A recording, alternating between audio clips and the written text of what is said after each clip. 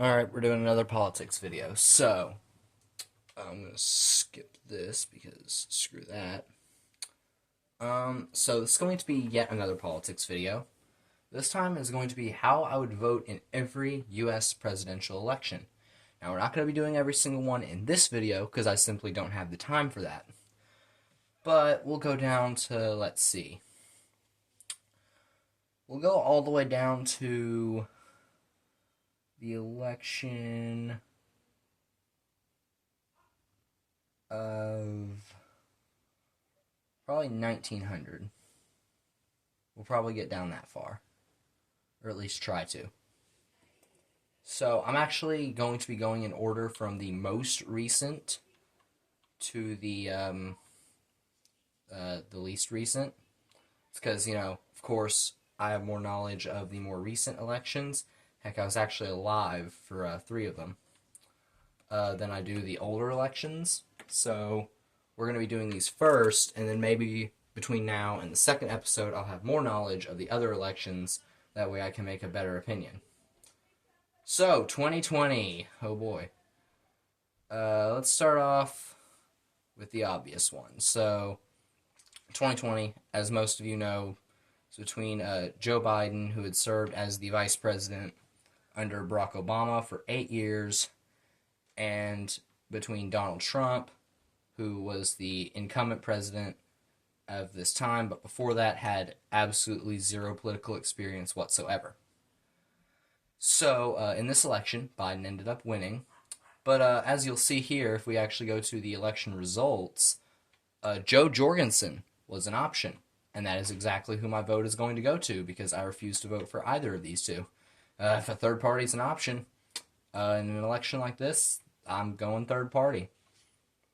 So, in the election of 2020, I would have voted for Jo Jorgensen, the Libertarian candidate. Alright, we're going to... Sorry about that. We're back. And now we have the election of 2016. So, in the election of 2016, of course, a lot of people know this one as well. It was between Democrat candidate Hillary Clinton, who had served as First Lady and Secretary of State, and political outsider, and what I like to refer to him as media clown, Mr. Donald Trump, who was in the 2020 election and will also be running again in 2024. God help us all. So this one, let's see. Are there any good third-party candidates?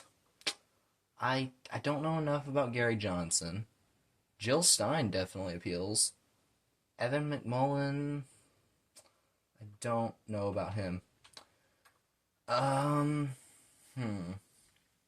Screw it. Jill Stein, Green Party. Again, this is an election where if third parties are an option, in terms of the major candidates though, like if third parties weren't an option, I'd lean Clinton for this one because, well, in 2016, we're just like, okay, this Trump guy, what the fuck is he doing? He is a madman. He has no clue what he's doing, and we cannot elect him. Oh, what's that? He won? Shit.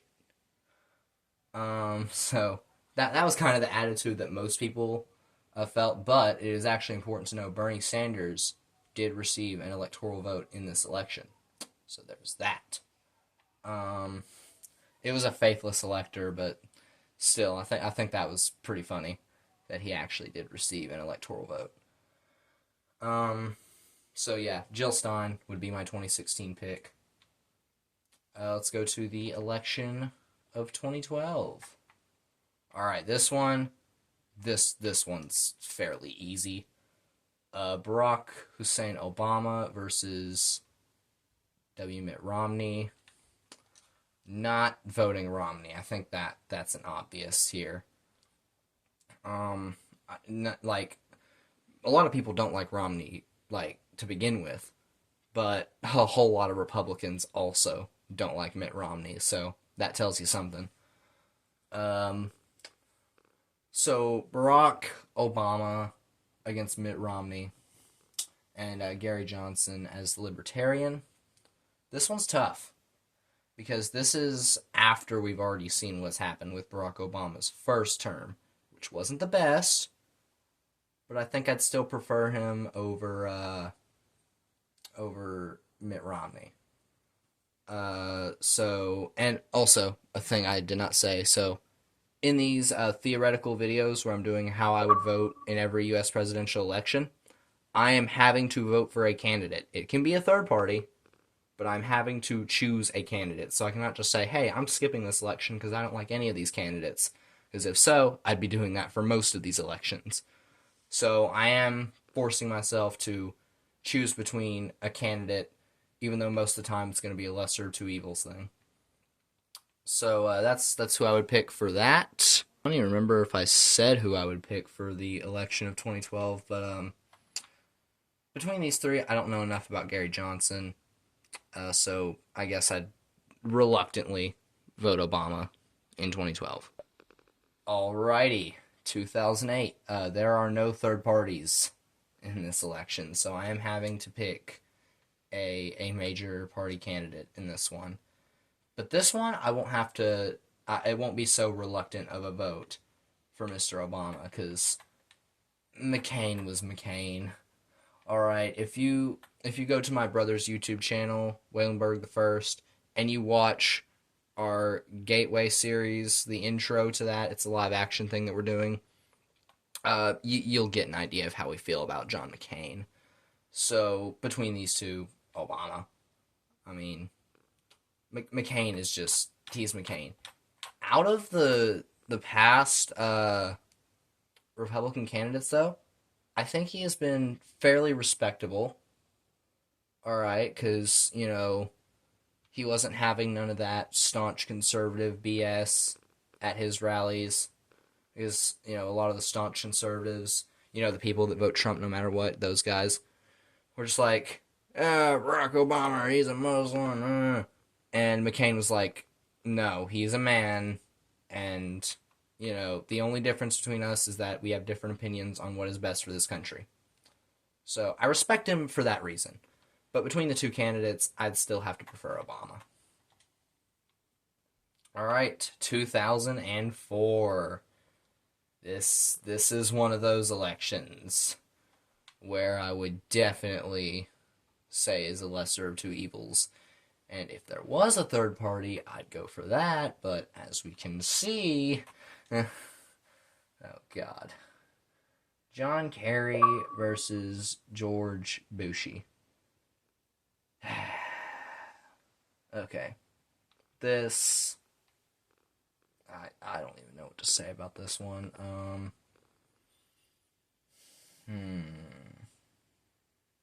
Right, they're both horrible.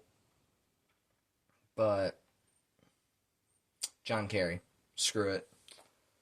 I'm a vote John Kerry. I strongly dislike John Kerry, but I think I dislike Bush just a little bit more. So I would just narrowly vote John Kerry in this one. All right, 2000. This is actually a very easy election for me to. Al Gore. Al Gore, he really should have won in this. The only reason he lost is because he was cheated out of Florida. In my opinion, I believe he was cheated out of Florida. And that is the only reason. Like, if you look at the official election results, it even says that Bush only won Florida by 500 votes.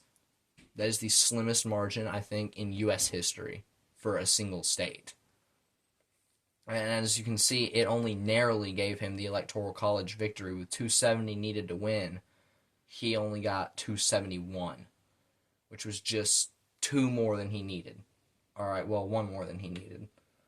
And Gore was this close. He had served as the vice president under Bill Clinton for 8 years and did a fairly good job. So you'd be inclined to vote for him in this election. I don't think he would have done as bad. Definitely not as bad as Bush did. Oh God, Bush. So on to the election of 1996. I don't think I'm gonna vote Ross Perot in this one. I don't think I'm gonna vote Robert Dole. So let's go Bill Clinton. My state, Tennessee over here, they voted for Bill Clinton, so if a very strongly conservative state like Tennessee can vote for Bill Clinton, then must not have been that bad. So I'm a pick Clinton over Dole in this election. Ross Perot, he somewhat appeals to me, but no, I don't know if I fully on that boat yet. Um, that's gonna be the election of 1996. Election of 1992. Bill Clinton's an option yet again. Let's see, who's he up against? George H.W. Bush. Okay, this is actually the opposite of in my opinion, the opposite of a lesser of two evils situation. Because I honestly don't think either of these candidates are that bad. Bill Clinton, well, he came into the presidency like a kind of younger guy, ready to fix up some stuff. George H.W. Bush really didn't hurt the nation as much. I mean, he didn't do much either. Like I said in the last election video, he's kind of a lame duck. But again, being a lame duck sometimes works in your favor because guess what? You didn't do nothing to screw nothing up. And Ross Perot, he's also here, but he's just Ross Perot. I'm gonna slightly choose Bill Clinton again. 1988. George H.W. Bush versus Dukakis. So, as a vice president under Reagan, George H.W. Bush, I'm not sure how he did as vice president. So, am I allowed to pick other for this election? Because I'm not sure about either of these guys. I'm gonna pick other. I think that's available for me. And if it isn't, I just established that as a rule. Hey, other was there, so I picked it. 1984, I believe Reagan was. This was the election, I believe, that, yep. Look at that map. Jesus Christ.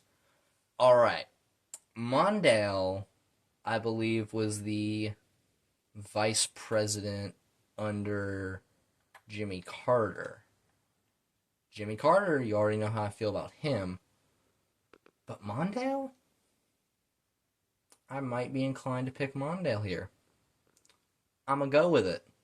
I'm going to go with it because, well, I honestly think that he's not a bad option, even though he is definitely the unpopular option.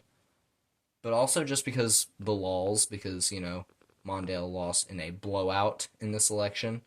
So, screw it. I'd cast my vote for Mondale, knowing he's about to lose horribly. Just as kind of a protest vote. That's really the only people that voted for him. 1980. Can I move to Canada instead? Can I move to Canada instead of... Oh, wait, there are third parties. Okay, never mind. I'm not sure about this Ed Clark guy, but I do have a very positive opinion of a lot of libertarians. So I think I'm going to go with Ed Clark in this one. Because I'm not voting Carter. Reagan's definitely not winning my vote. Ed Clark. Just Ed Clark. If you're wondering what my negative attitude towards Ronald Reagan is recently, I did more research and Contra, one word. Okay, 1976. Please say we're done with Reagan. Okay, we're done with Reagan. Oh, thank God. All right. So, Jimmy Carter versus Ford. Moving our back. Okay, so, as I was saying, Gerald R. Ford versus Jimmy Carter. Now, this is before Carter's presidency. We don't know how badly he's going to screw up yet. So, hold on, let me fix that camera. There we go. Alright. So, and Ford has not done the best job with this presidency. I mean, heck, he almost lost, as an incumbent, he almost lost the primary to Ronald Reagan. Okay, and as an incumbent, coming that close to losing a primary? doesn't paint a good picture. Like, it's a miracle how he even got this close to winning re-election. Like, and some of these states, like I believe Wisconsin, Missouri, Carter barely won these states. And if just like 3 states had went differently in this election, Ford could have been reelected. Like, and even in the popular vote, he came scarily close. But again, with how poorly the Ford administration went, and especially his pardoning of Nixon, I think I forgot to mention that in the last video. How did I forget that? The pardoning of Nixon. Yeah, I think I might have to pick Carter in this one. I'm only making that other joke one time, unless there's an election where I absolutely have to pick other because, well, I'm not picking the other options. All right, 1972. Speaking of Nixon, here he is. Watergate hasn't happened yet. So, does that make me want to vote for Nixon? Because Watergate was in his second term, not his first. Watergate hasn't happened yet. Well, Watergate has happened, but we don't know of his involvement in Watergate yet. So, do we want to vote Nixon? I don't know much about George McGovern. I really don't. But he seems very unpopular. Because, well, this.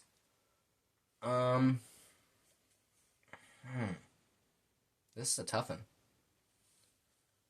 Since we don't know about Watergate or Nixon's involvement in Watergate yet, I'm gonna reluctantly vote Nixon for this election. Again, not knowing about Watergate yet. We don't know what happens with Watergate until his second term. So I'm a kind of confusingly cast a vote for. It's gonna be like a Nixon, I guess, situation. Because I don't know who this George McGovern guy is. Well, I know who George McGovern is, but I don't know much about his policies. Okay, 1968. Alright, so we have one of, if not the worst, third-party candidate in American history. George Wallace. Oh, boy, this guy. You can see by the states he won, he probably wasn't great. Yeah, he was that guy that was like, segregation now, segregation forever. That guy. George McGovern, not a great guy, and definitely not getting my vote in a million years. Humphrey versus Nixon. Okay, this time, I believe Humphrey was the vice president under Lyndon Johnson. Lyndon Johnson didn't do all that great. He did pass the Civil Rights Act, however, and I believe Humphrey was also a big part in that. And it's Nixon, so Humphrey.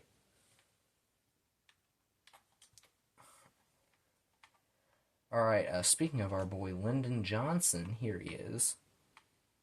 You know, his first term was when he passed the Civil Rights Act. And Barry Goldwater is kind of a piece of shit, so. Lyndon Johnson. He hasn't screwed up the economy too much yet, and he did pass the Civil Rights Act. So I'm gonna pick Johnson for 1964. Alright, 1960. This is probably one of the coolest elections ever. Richard Nixon. How many times are we going to see this guy Nixon pop up? I swear to God. the Republicans nominated this guy, what, 3 times? Yeah, because they nominated him for 1960. They nominated him for 1968 when he won, and for re-election in 72. So yeah, they nominated Nixon 3 times. Jesus Christ. Kennedy. Alright. I love Kennedy's demeanor. Alright, Kennedy, he's this young, youthful, charismatic speaker. Kennedy is able to give the most fiery speeches in American history. His speeches are some of my favorite. So, And Nixon was vice president under Eisenhower. I don't know that much about Eisenhower. All right, from the small amount of research I've done, I thought he was an amazing president. Because that's what my research had led me to believe. But I don't actually know that much about him. So between Nixon and Kennedy, I think I'm gonna have to pick Kennedy for this one. And I'd be pleasantly surprised. Well, pleasantly surprised that Kennedy won, but unpleasantly surprised that Nixon got this close to beating him. And who's this Harry Beard guy? I don't know. He won Mississippi and Alabama though, so probably a staunch Southerner. All right, 56. I like the appeal of Adlai Stevenson. Well, Adlai Stevenson II, because this guy was actually the son of Adlai Stevenson I, who ran for elections in the early 1900s. He appeals to me. I'm not gonna lie, Adlai Stevenson does. Seems like he's fairly popular in the South, except for Tennessee, because Tennessee's weird like that. Tennessee is just like that one weird Southern state that's like, you guys like this candidate, but we're gonna vote this candidate. Tennessee's just that weird state that always votes weird. So yeah, I mean, Dwight Eisenhower is a war hero, so that may get him some reputation. But this is after experiencing his first term, so Stevenson this go round. But now we get to 1952, where Eisenhower's reputation as a war hero will narrowly sway my opinion in favor of Eisenhower. But again, I still do like the demeanor of this Adlai Stevenson guy. When Dwight D. Eisenhower wins by this much of a landslide, I can't say I'd be surprised, but I thought Adlai Stevenson would have performed a little bit better. Then we actually see how Dwight Eisenhower's presidency is, and we find out that his name of war hero, his war hero title, doesn't really carry over to being a good politician. So, yeah, we learn that just because they're a war hero doesn't mean they'd be a good politician. All right, 1948. All right, the 40s. Zentiways. Harry Truman won this election. Oh yeah, this is 48. I thought this was already the election. Okay. Truman has already been president for basically a full term after the death of FDR.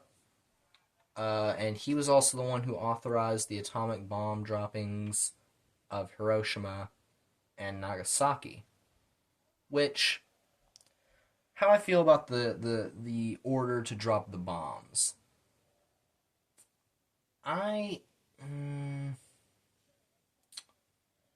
It's weird because, in my opinion, I think had America gone through with a land invasion of Japan, they wouldn't have fought tooth and nail, at least not like Germany did. Maybe they would have had strong resistance for a little bit, but they wouldn't have fought as tooth and nail as Nazi Germany did. So I think had Truman gone through with an invasion of Japan rather than dropping the atomic bombs,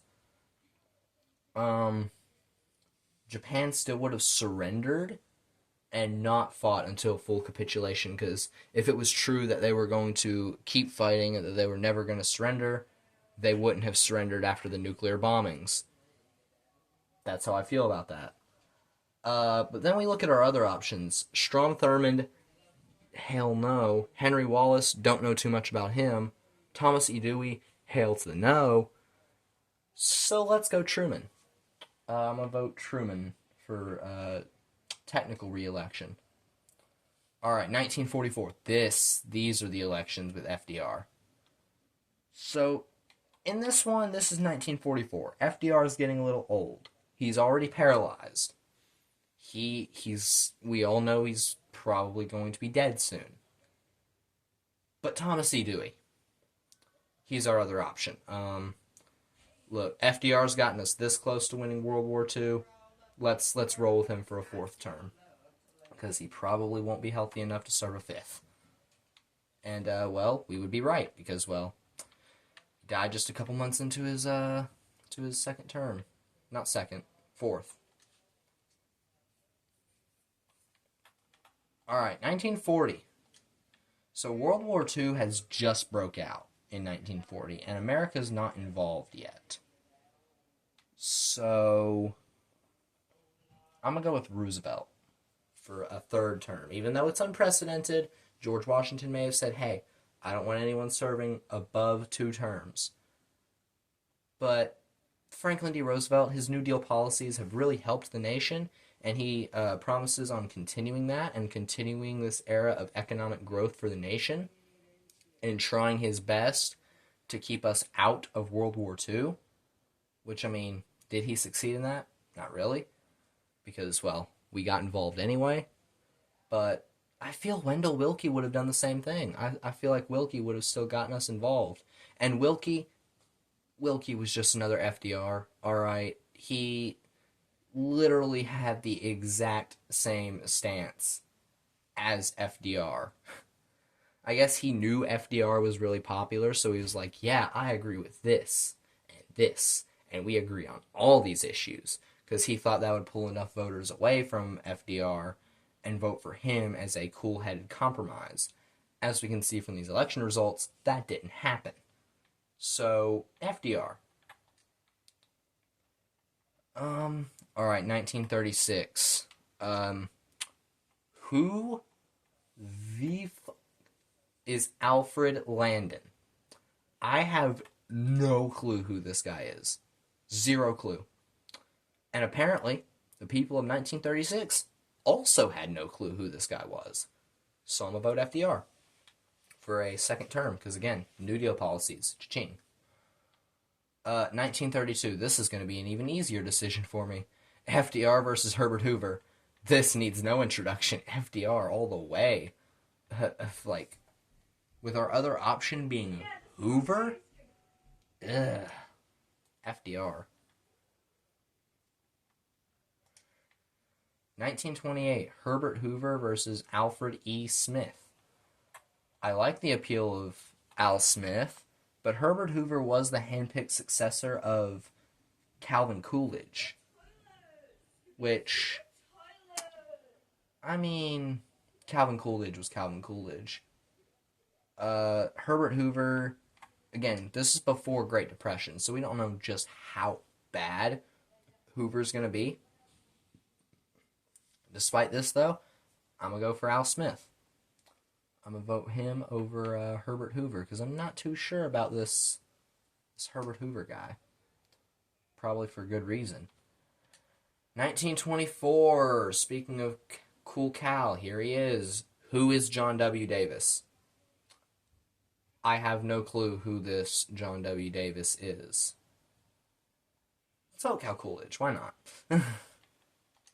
Let's vote, wait, who is this? Robert M. La Follette, progressive, one state of Wisconsin.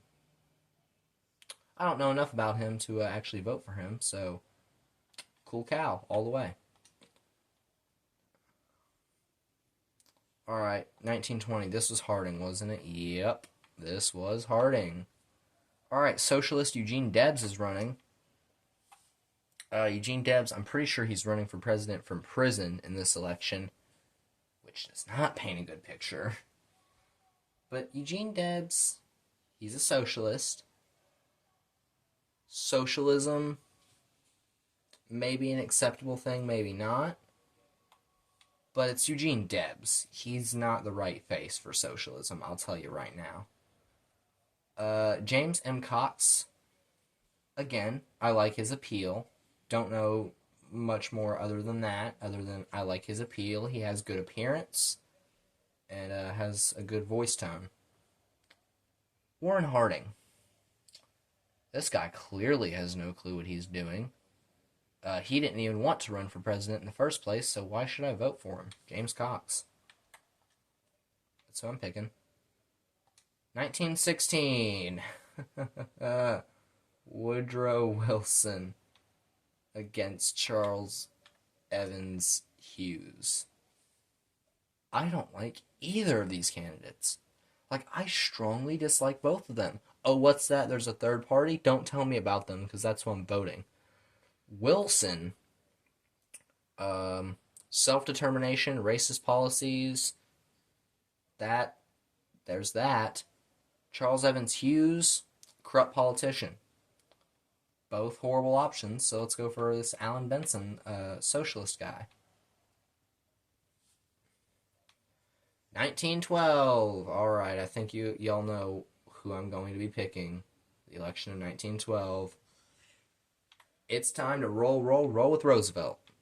Alright, especially since he is now running under the Progressive Party. That only makes him appeal to me even more, because now he's not running as a Republican or a Democrat. He's running as a progressive, which again appeals a lot more to me. So I'm gonna vote Theodore Roosevelt for this election, because I'm absolutely not voting Woodrow Wilson. I can't see myself voting Eugene Debs. Taft, get away from me. So let's go Theodore Roosevelt.